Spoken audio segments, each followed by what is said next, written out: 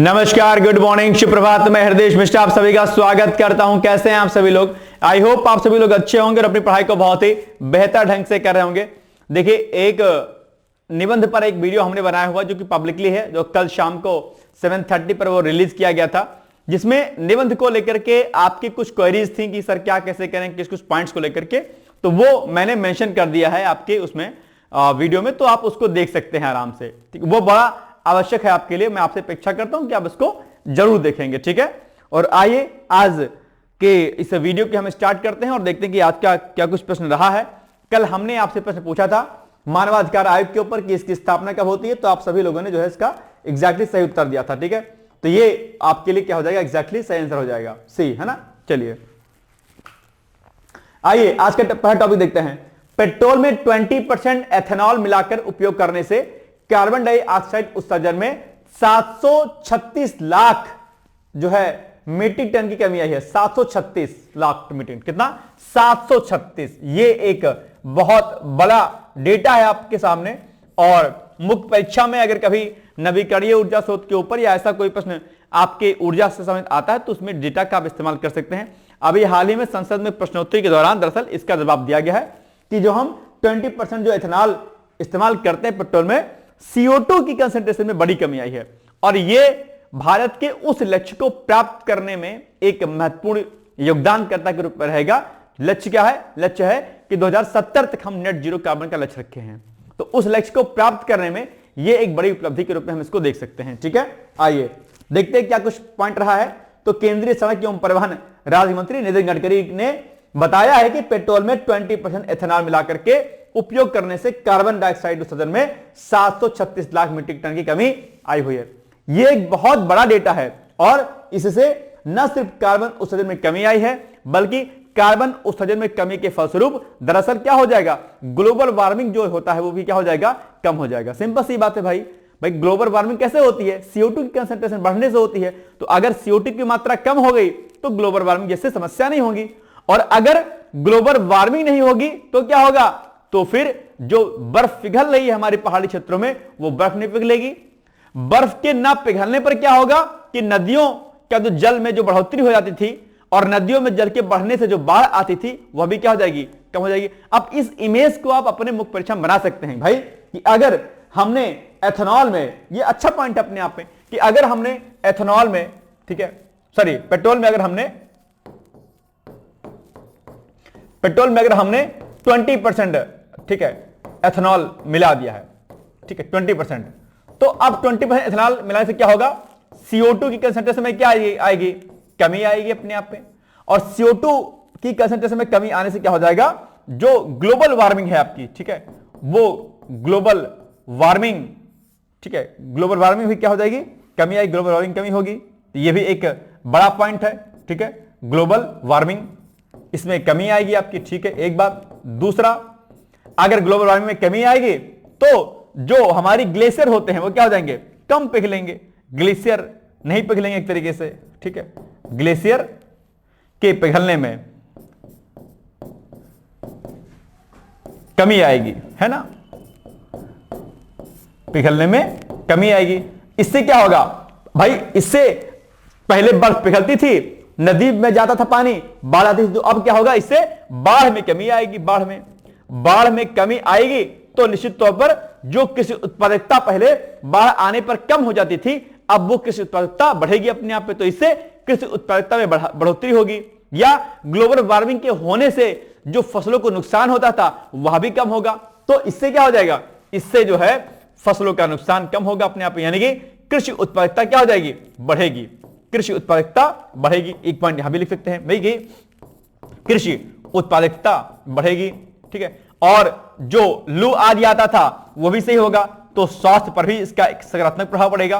तो आप इस तरीके से अपनी कॉपी में आप इसको कोरिलेट करके अंतर समझ करके कर सकते हैं। अब बाढ़ नहीं आएगी, कृषि उत्पादकता बढ़ेगी, तो कृषि उत्पादकता बढ़ने से हमारी आर्थिक स्थिति भी बढ़ेगी, यानी कि कृषि में मतलब GDP का योगदान बढ़ेगा कृषि में। यह भी एक अच्छा पॉइंट है अपने आप में। किसानों की आय दुगनी होगी अपने आप में। तो ये कई सारे पॉइंट आप इस तरीके से ले सकते हैं कि भाई सिर्फ हमारा पेट्रोल में 20% एथेनॉल के इस्तेमाल करने पर किस रूप से अलग अलग जगहों पर हमारे कृषि में, पशु पक्षियों पर, पौधों पर, हमारे ह्यूमन बॉडी पर किस किस प्रकार का इंपैक्ट सकारात्मक दिखाई देगा, तो ये बात आप ले सकते हैं। बढ़िया नंबर आपको इसमें मिलेगा, ठीक है ना। चलिए आइए आगे बढ़ते हैं।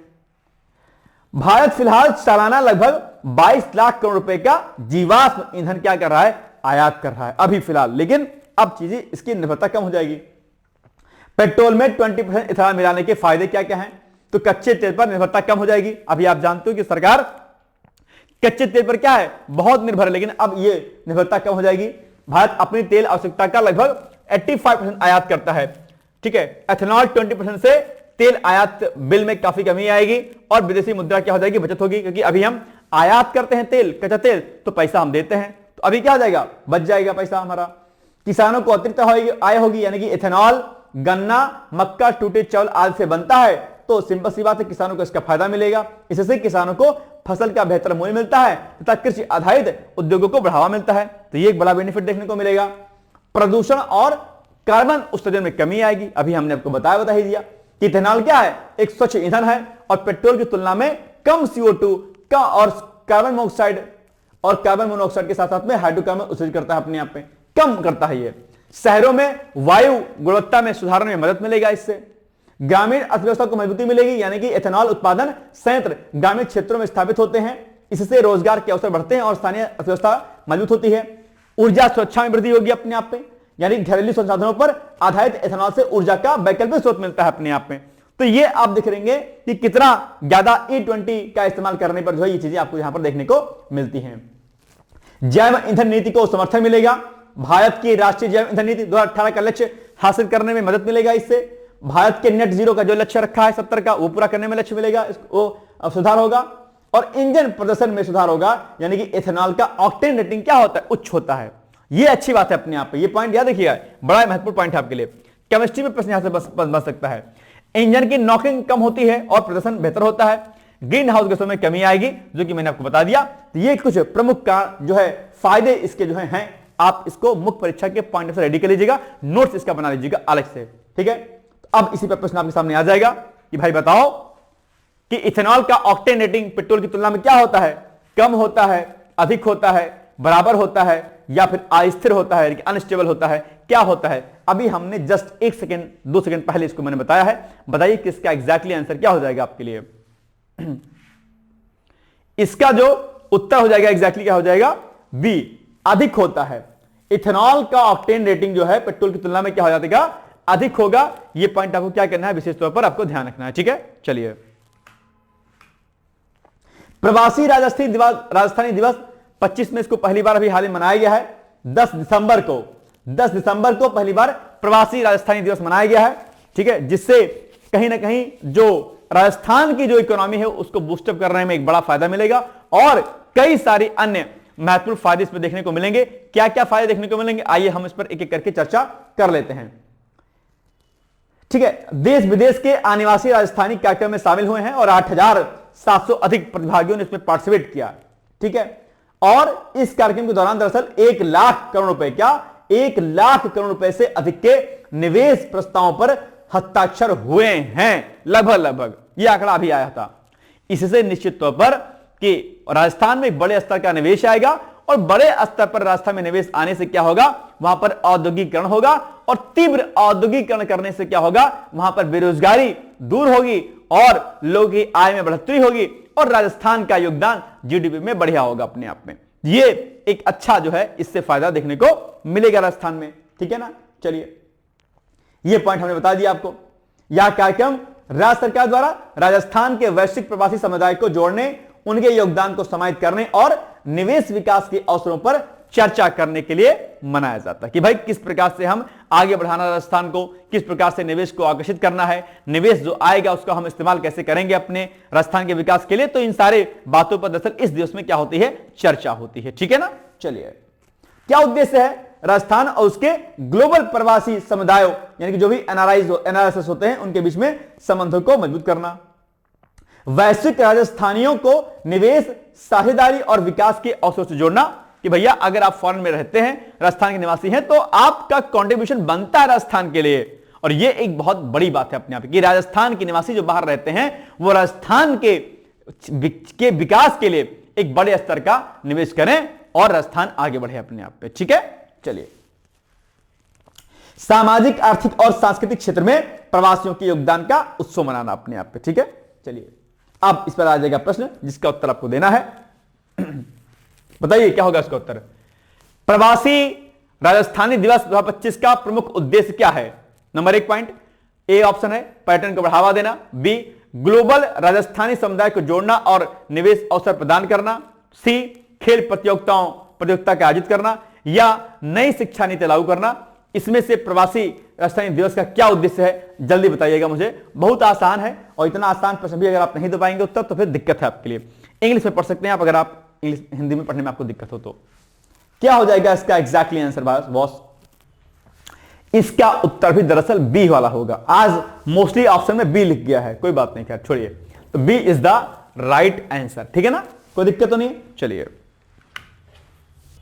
आंद्रेज बाबिज चेक गणराज्य के प्रधानमंत्री बने। आप शायद नहीं जानते होंगे तो ये अपने आप में जो चेकोस्लोवाकिया था, क्या चेकोस्लोवाकिया, दरअसल चेकोस्लोवाकिया 1 जनवरी 1993 को 1 जनवरी 1993 को चेकोस्लोवाकिया, ठीक है, इसका विभाजन हुआ और विभाजन होने पर 2 कंट्री बनी।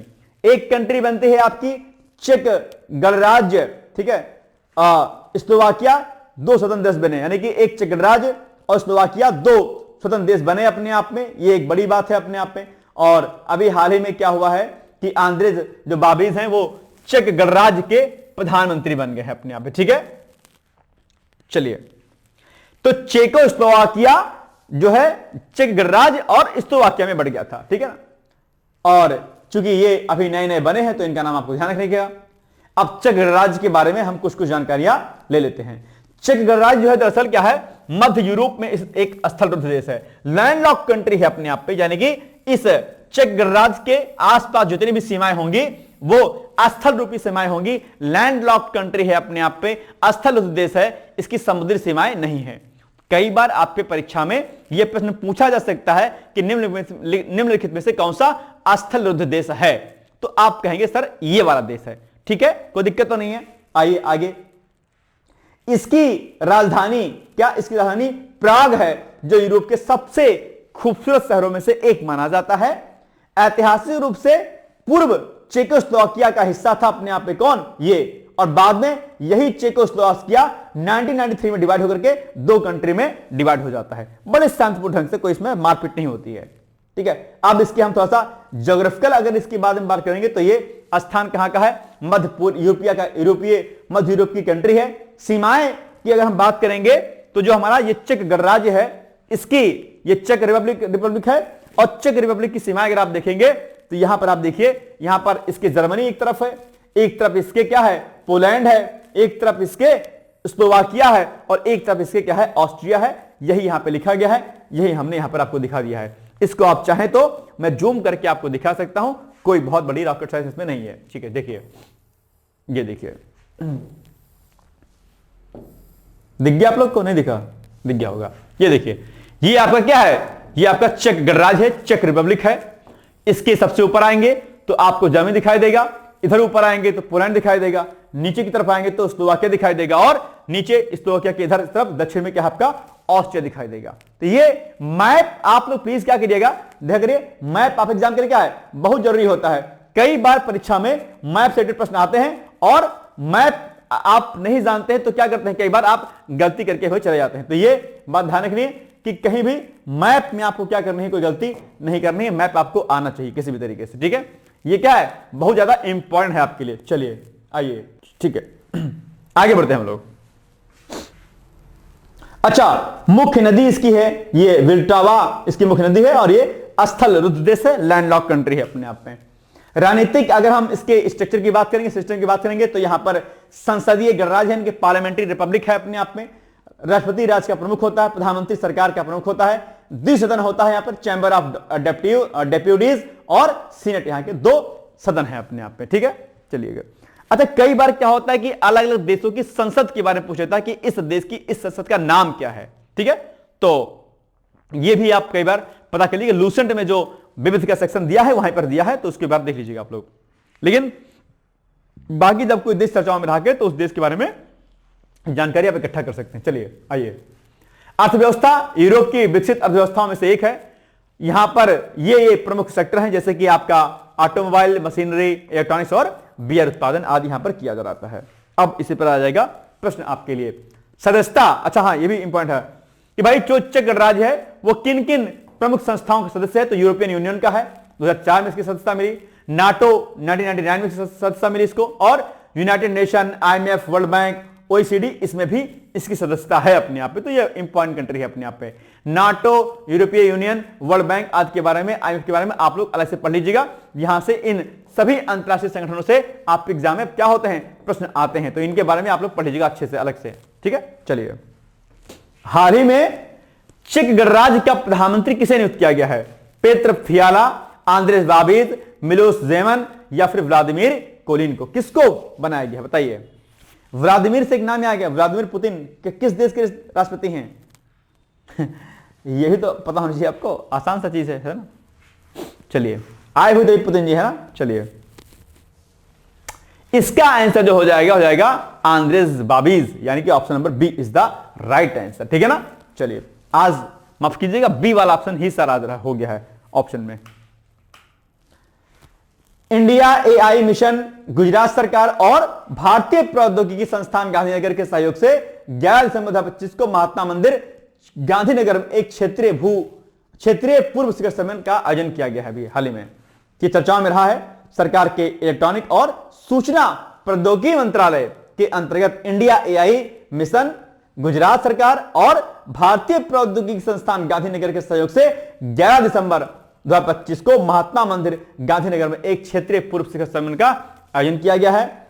इस पहल से राज्यों में जिम्मेदार, समावेशी, नवाचार आधारित AI इकोसिस्टम को बढ़ावा देने के लिए भारत की प्रतिबद्धता को क्या किया गया है, मजबूती मिलेगी अपने आप पे। और यह कहां पर होगा? दरअसल यह क्षेत्रीय सम्मेलन नई दिल्ली स्थित भारत मंडपम में 15 से 20 फरवरी 2026 तक, ठीक है, होने वाले इंडिया AI इंपैक्ट समिट 2026 के लिए मार्ग प्रशस्त करेगा। यानी कि ये जो अभी होने वाला जो समिट है, इसके लिए ये बैठक क्या हो रही है अभी, बड़ी महत्वपूर्ण है अपने आप में, ठीक है। इस क्षेत्रीय शिखर सम्मेलन में वरिष्ठ नीति निर्माता, शोधकर्ता, प्रौद्योगिकी और उद्योग जगत के विशेषज्ञ एक मंच पर एकत्रित होंगे अपने आप पे। इसमें विषय क्या है इसका? सुशासन के लिए AI, भारत के डिजिटल भविष्य के लिए सशक्तिकरण विषय पर आधारित इस कार्यक्रम में जो है कई सारी बातों पर डिस्कस किया जाएगा। और ये जो थीम आप देख पा रहे होंगे, ये थीम, ये विषय आपके लिए बड़ा इंपॉर्टेंट है। क्या है थीम? थीम है सुशासन के लिए AI, फिर भारत के डिजिटल भविष्य के लिए सशक्तिकरण, डिजिटल भविष्य के सशक्तिकरण। ये एक अच्छा टॉपिक है कि सुशासन के लिए, अगर आप इतना ही टॉपिक लिख लीजिएगा, सुशासन के लिए AI, तो ये भी आपका एक निबंध का टॉपिक बन जाएगा आपके लिए कि सुशासन के लिए AI, गुड गवर्नेंस के लिए AI का इस्तेमाल हम कैसे कर सकते हैं। बहुत अच्छा टॉपिक है। पॉलिटी पेपर सेकंड में जो आपका गवर्नेंस वाला सेक्शन है, उसमें ये पूछ सकता है कि सुशासन को विकसित करने के लिए AI का इस्तेमाल हम कैसे कर सकते हैं, या सुशासन को सुदृढ़ करने के लिए हम किन किन प्रयासों को कर सकते हैं। तो उसमें आप AI का प्रयोग आप लिख सकते हैं अच्छी तरीके से, ठीक है। चलिए, अब प्रश्न आ जाएगा इसके ऊपर, बताइए। 11 दिसंबर 2025 को इंडिया AI मिशन के क्षेत्रीय पूर्व शिखर सम्मेलन या कार्यक्रम कहां आयोजित किया गया? नई दिल्ली, गांधीनगर, बेंगलुरु या फिर हैदराबाद? क्या हो जाएगा इसका उत्तर, बताइए। एक दिन लास्ट टाइम एक ऑप्शन गलत हो गया था, ध्यान नहीं दिया था मैंने, तो उसको अगर कभी लगा करके ये सर ये वाला ऑप्शन गलत लग रहा है, तो उस पर आप जो है कमेंट कर सकते हैं इस तरह, या मुझे मैसेज कर सकते हैं मेरे व्हाट्सएप नंबर पे, ठीक है। अगर कोई दिक्कत आपको पढ़ाई लिखाई में होती तो भी आप मुझे सीधे इस नंबर पर 860, ठीक है, 44092001, इस पर आप सीधे मुझसे बातचीत कर सकते हैं। कोई ऑप्शन आपको गलत लगे या कुछ अभी आपको लगे, या करंट अफेयर्स में कोई भी इंप्रूवमेंट कराना है आपको, तो आप सीधे इसी नंबर पर 8604409201 पर संपर्क कर सकते हैं मुझसे। इसके अलावा कोई नया बैच आपको लेना है, कोई चीज लेनी है, कोई टेस्ट लेनी है, या कोई अन्य बात आपको करनी पढ़ाई लिखाई को लेकर के, कोई टेंशन आदि आपके दिमाग में है, किसी प्रकार का टेंशन कोई है, किसी भी प्रकार का टेंशन है, इस पर आप मुझसे बातचीत कर सकते हैं सीधे मुझसे, ठीक है। ये नंबर मैं उठाऊंगा, ठीक, खुश। चलिए, आप बताइए इसका उत्तर क्या हो जाएगा? बी होगा, इसका भी होगा, या ए होगा? बी होगा। गांधीनगर में, है ना, ठीक है। चलिए, भारत नई दिल्ली में पारंपरिक चिकित्सा पर दूसरे विश्व स्वास्थ्य संगठन वैश्विक शिखर सम्मेलन की सह मेजबानी करेगा। अपने आप बड़ा इंपॉर्टेंट है आपके लिए, ध्यान रखिएगा। तो भारत दरअसल आयुष मंत्रालय और विश्व स्वास्थ्य संगठन के WHO के सहयोग से दूसरा WHO global summit on traditional medicine, ठीक है, का आयोजन कर रहा है। यह सम्मेलन दरअसल 17 से लेकर के 19 दिसंबर 2025 तक भारत मंडपम नई दिल्ली में आयोजित किया जाएगा। तो ये एक अच्छी समिट है, अपने आप पे ध्यान रखिएगा। इसके बारे में जो भी की पॉइंट्स होंगे वो सम्मेलन के दौरान हम आपको बता देंगे। आयोजन स्थल और तिथि क्या है इसकी? सम्मेलन का आयोजन दरअसल 17 से लेकर के 19 दिसंबर 2025 को भारत मंडपम नई दिल्ली में किया जाएगा। सह मेजबानी या शिखर सम्मेलन दरअसल आयुष मिनिस्ट्री यानी कि आयुष मंत्रालय और WHO द्वारा सह आयोजित किया जा रहा है, यानी कि 2 लोगों का इसमें पार्टिसिपेशन है। थीम क्या है? थीम है, ये देखिए आपके सामने लिखी हुई है थीम, कि restoring balance for people and planet, the science and practice of health and wellbeing. तो ये इसकी थीम है, जो कि आपके लिए क्या है, इंपॉर्टेंट भी है। आपको इसको क्या करना, ध्यान रखना है, ठीक है। लक्षित क्या उद्देश्य क्या है इसके? ऑब्जेक्टिव क्या है? इसका उद्देश्य है पारंपरिक चिकित्सा प्रणालियों को वैज्ञानिक साक्ष्य आधारित रूप से वैश्विक स्वास्थ्य प्रणालियों में एकीकृत करना। आप जानते होंगे कि जो हमारी आयुर्वेद की विधा है, जो पारंपरिक हमारी विधाएं हैं, कई बार उसको साइंटिफिक अप्रूवल नहीं मिलता है।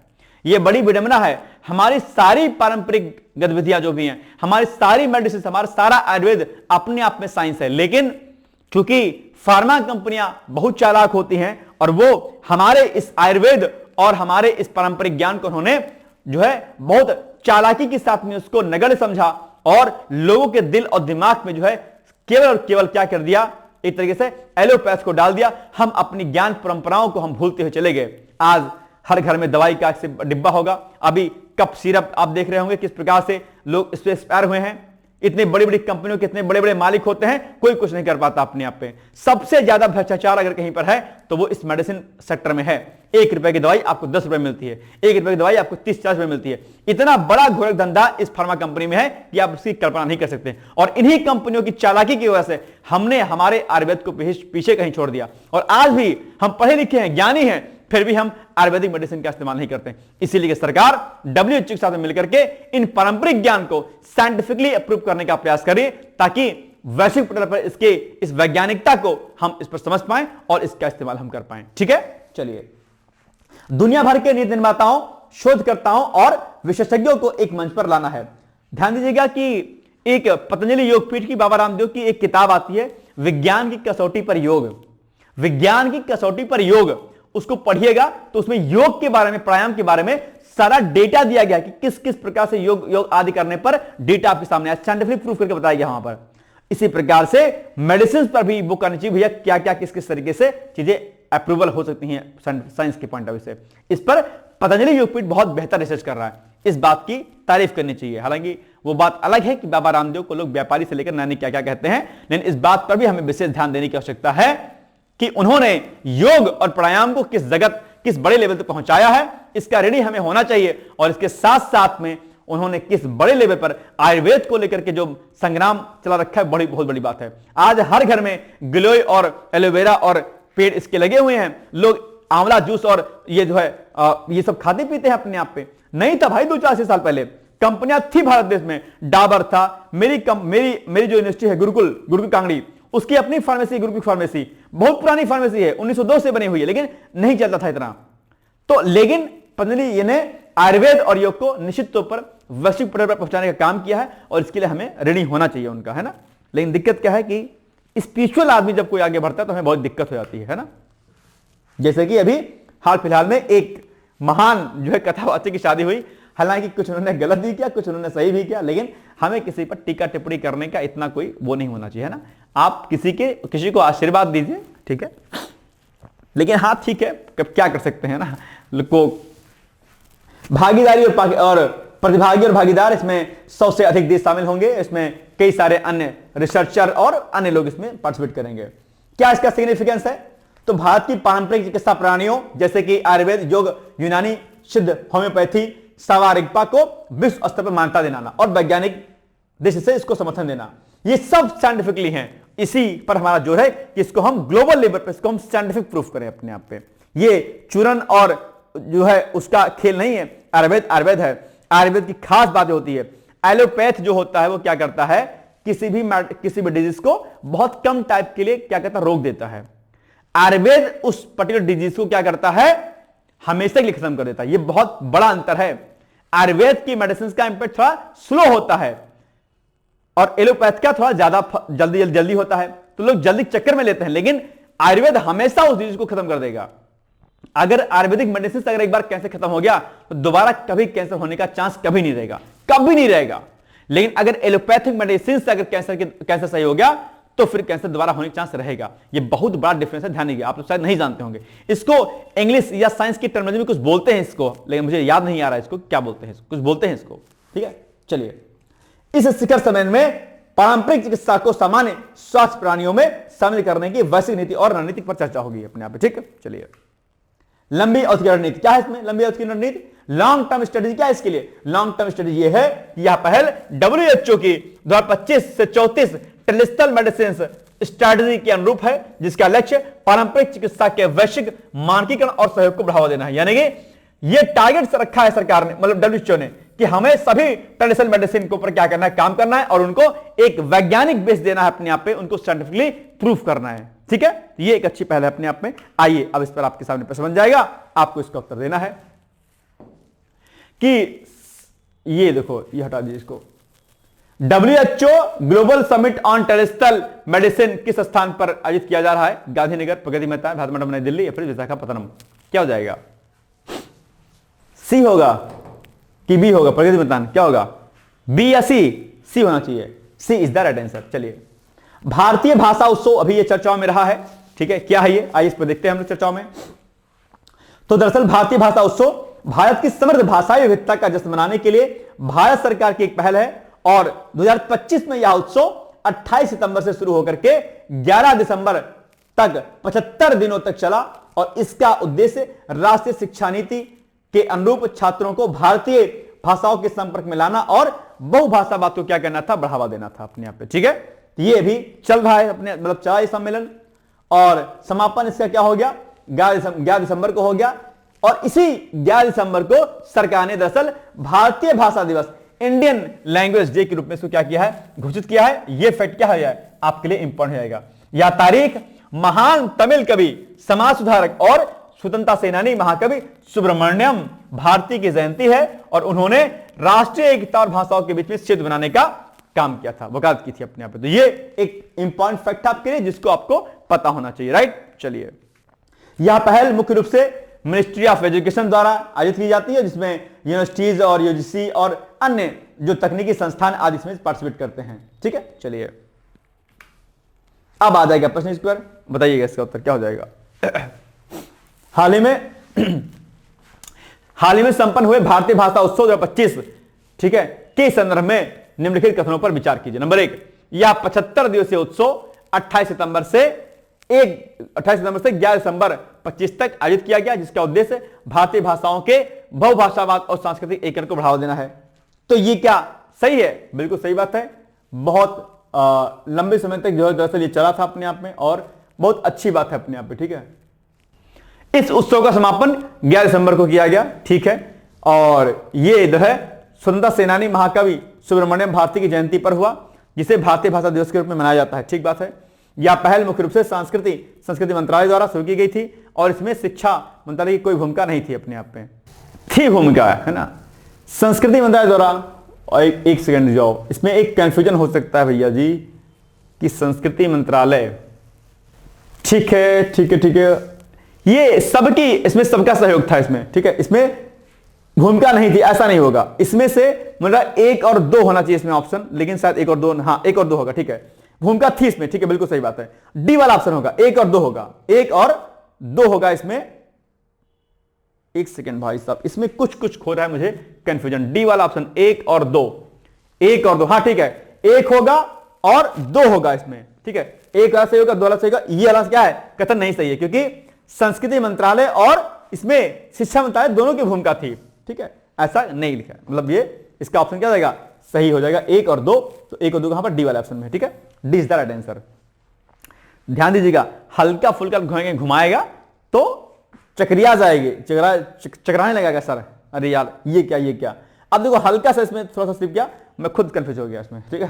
तो ये ध्यान दीजिएगा कि एकदम से ऑप्शन बहुत अच्छे से पढ़िएगा प्लीज। चलिए, संयुक्त राष्ट्र चैंपियंस ऑफ द अर्थ पुरस्कार, तो हाल ही में संयुक्त राष्ट्र परिवार कार्यक्रम यानी कि United Nation Environment Programme UNEP ने वरिष्ठ भारतीय नौकरशाह सुप्रिया साहू को 2025 के लिए चैंपियंस ऑफ द अर्थ पुरस्कार से सम्मानित किया है। उन्हें नीतिगत नेतृत्व श्रेणी में चुना गया। यह संयुक्त राष्ट्र का सर्वोच्च पर्यावरण सम्मान है।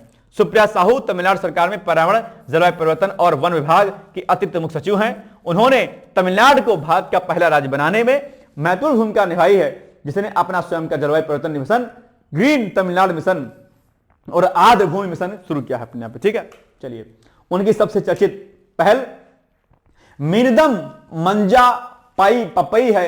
मंजापई है, जिसका अर्थ है पीले थैले की वापसी, यानी कि यह अभियान पारंपरिक पीले कपड़े के थैलों के उपयोग को बढ़ावा देकर प्लास्टिक प्रदूषण को रोकने के लिए है। इसके अलावा उन्होंने भारत के पहले डुगोंग संरक्षण रिजर्व और राजकीय पशु नीलगिरी तहर के संरक्षण के लिए प्रोजेक्ट नीलगिरी तहर की स्थापना का नेतृत्व किया था अपने आप पे। तो ये बड़ी अच्छी न्यूज है अपने आप में, और इस पर आपके सामने प्रश्न आ सकता है, इसलिए इसको आप क्या करिएगा, टिक लगा लीजिएगा, मतलब इंपॉर्टेंट टिक लगा लीजिएगा। चलिए, अब प्रश्न आपके सामने आ जाएगा।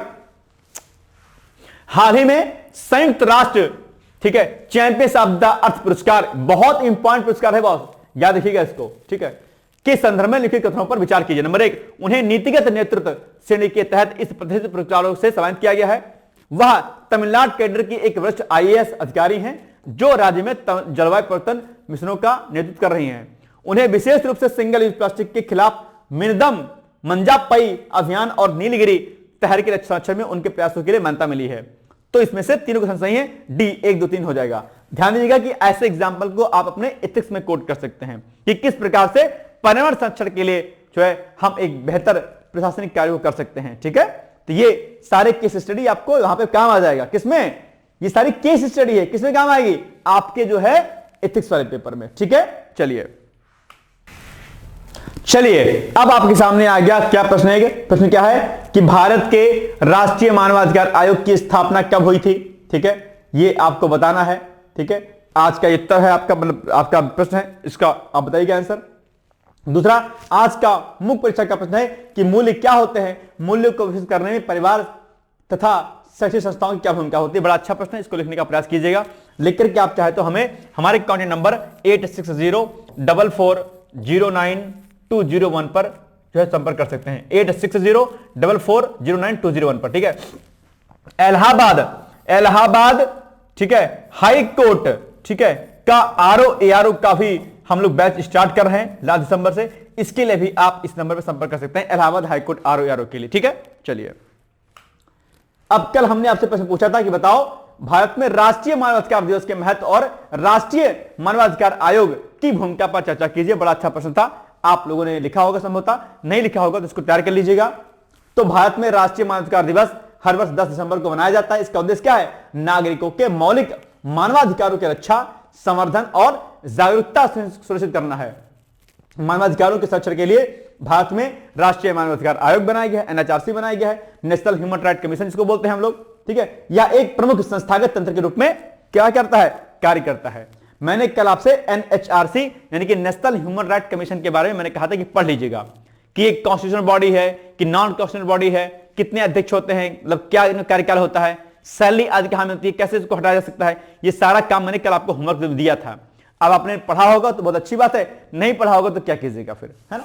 चलिए अब इसका सिग्निफिकेंस देख लेते हैं हम लोग। तो संवैधानिक मूल्यों का सुदृढ़ीकरण यानी कि मानव गरिमा, समानता, स्वतंत्रता और न्याय जैसे मूल्यों को बढ़ावा देने से काम है। भाग 3 मौलिक अधिकार के प्रति नागरिकों में जागरूकता फैलाना, ठीक है। मानवाधिकार उल्लंघनों पर ध्यान आकर्षित करना। अगर पुलिस अत्याचार, हिरासत में मौत, बाल श्रम, मानव तस्करी, लैंगिक भेदभाव जैसे मुद्दे अगर दिखाई देते हैं तो इस पर एनएचआरसी क्या करता है? एक्शन लेता है, ध्यान केंद्रित करता है। नागरिक सहभागिता और जागरूकता यानी कि मानवाधिकारों से संबंधित सेमिनार, अभियान और जनसंपर्क आदि में नागरिकों की सक्रिय भूमिका को बढ़ावा देता है। ये कमजोर वर्गों की सुरक्षा करता है। महिलाओं, बच्चों, दिव्यांगजनों, वृद्धों, अल्पसंख्यकों और दलित आदिवासी समुदाय के अधिकारों को रेखांकित करता है। अंतरराष्ट्रीय प्रतिबद्धताओं की पुष्टि यानी कि 10 दिसंबर को universal declaration of human rights के अपनाए जाने की याद में विश्व भर में मानवाधिकार दिवस भी मनाया जाता है। भारत की वैश्विक मानवाधिकार प्रतिबद्धता को मजबूत करता है। तो ये एक इंपॉर्टेंट चीज था। फिर राष्ट्रीय मानवाधिकार आयोग की भूमिका और कार्य, तो मानवाधिकार उल्लंघनों की जांच करना, यानी कि स्वतः संज्ञान लेकर के एक्शन लेना, हिरासत पुलिस कस्टडी में मौत अत्याचार होता है उसको उस पर काम करना, ठीक है, सरकार से सिफारिशें करना, यानी कि रिकमेंडेशंस टू गवर्नमेंट, कानूनों में सुधार, प्रशासनिक सुधार, मुआवजा प्रदान करने और दोषियों पर कार्रवाई करने की सलाह भी देता है ये, ठीक है। मानवाधिकार संरक्षण के लिए जागरूकता कार्यक्रम, यानी कि शिक्षा, प्रशिक्षण, कार्यशालाएं आदि के माध्यम से यह अभियान चलाता है और लोगों को जागरूक करता है। मानवाधिकार न्याय सुनिश्चित करना, यानी कि पीड़ितों को शीघ्र न्याय दिलाने, मुआवजा दिलाने और उनके अधिकारों की सुरक्षा के लिए हस्तक्षेप करता है। संस्थागत और अंतर्राष्ट्रीय सहयोग भी करता है अपने आप में, यानी कि संयुक्त राष्ट्र मानवाधिकार एजेंसियों, एनजीओ और राज्य मानवाधिकार आयोगों और अन्य निकायों के साथ में मिलकर के काम करता है, सहयोग करता है उनका। ये सारे पॉइंट आपको यहां पर देखने को मिल जाएगा और इसको आप क्या कर सकते हैं, आराम से पढ़ सकते हैं, ठीक है। नीति निर्माण में भी सहायक होता है, ठीक है। पुलिस सुधार, जजों का प्रशिक्षण, जेल सुधार, बाल अधिकार संरक्षण, इस पर भी काम करता है ये। अनुसंधान और रिपोर्ट भी तैयार करता है अपने आप पे। तो ये सारे काम इसके लिखे गए हैं। अंततः निष्कर्षतः कि राष्ट्रीय मानवाधिकार दिवस भारत में मानव गरिमा, समानता, स्वतंत्रता के प्रति संवैधानिक प्रतिबद्धता को पुनः स्थापित करता है। एनएचआरसी देश में मानवाधिकारों के संरक्षण का एक महत्वपूर्ण प्रहरी है। बढ़ती चुनौतियों जैसे कि तकनीकी अपराध, साइबर उत्पीड़न, लैंगिक हिंसा और उत्पीड़न के नए रूप के बीच में एनएचआरसी की भूमिका और अधिक क्या हो रही है, महत्वपूर्ण होती जा रही है। तो ये था जो हमने कल प्रश्न आपको दिया था, इसको आप रेडी कर लीजिएगा। प्रश्न यहां से बन सकता है, यहां से प्रश्न प्री और मेंस सब में बनता है। तो ये हो गया आज का हमारा वीडियो। मिलेंगे हम लोग कल, लेकिन इसके साथ साथ में इलाहाबाद हाई कोर्ट का जो हमने बैच स्टार्ट किया है, आप उसको भी ले सकते हैं। इलाहाबाद हाई कोर्ट के लिए भी आप इस दिए गए नंबर पर संपर्क कर सकते हैं। और जो है बाकी आप पीसीएस का जो हमारा बैच चल रहा है, पीसीएस के बैच में भी आप एडमिशन ले सकते हैं। यह भी आपके लिए क्या है, महत्वपूर्ण है अपने आप पे, ठीक है। तो ये हो गया आज का वीडियो। बाकी हम लोग मिलेंगे कल, तब तक आप लोग पढ़ते रहिए, मस्त रहिए, व्यस्त रहिए, यूं ही मुस्कुराते रहिए, आगे बढ़ते रहिए। बहुत बहुत धन्यवाद है। All the best. Thank you so much. Bye bye, take care, thank you. क्या आप लोक सेवा आयोग उत्तर प्रदेश की ROA परीक्षा में सफल होकर सचिवालय में समीक्षा अधिकारी जैसे प्रतिष्ठित पद पर चयनित होना चाहते हैं? क्या आपके पास व्यस्त दिनचर्या या व्यक्तिगत परिस्थितियों के कारण नियमित पढ़ने के लिए समय की कमी है, इसलिए एक दिन में आप 8 से 10 घंटे नहीं पढ़ सकते हैं? क्या आपका संकल्प है कि सचिवालय में समीक्षा अधिकारी बनना ही बनना है और आप उसके लिए सही मार्गदर्शन की तलाश कर रहे हैं?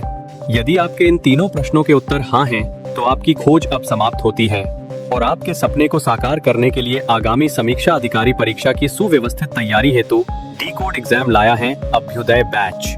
अभ्युदय बैच में आपको आगामी ROA परीक्षा के प्रारंभिक और मुख्य परीक्षा के पूरे पाठ्यक्रम को अभी से एक साथ बहुत ही बेसिक लेवल से video lecture, PDF notes, test series और उत्तर लेखन कार्यक्रम के माध्यम से पूरे विस्तार से पूर्ण कराया जाएगा। हमारे अभ्युदय बैच की सबसे बड़ी विशेषता है कि इसमें साप्ताहिक टारगेट्स के अनुसार कम से कम 5 घंटे भी पढ़कर कोई अभ्यर्थी पूरा पाठ्यक्रम अच्छे से तैयार करके परीक्षा में सफलता अर्जित कर सकता है।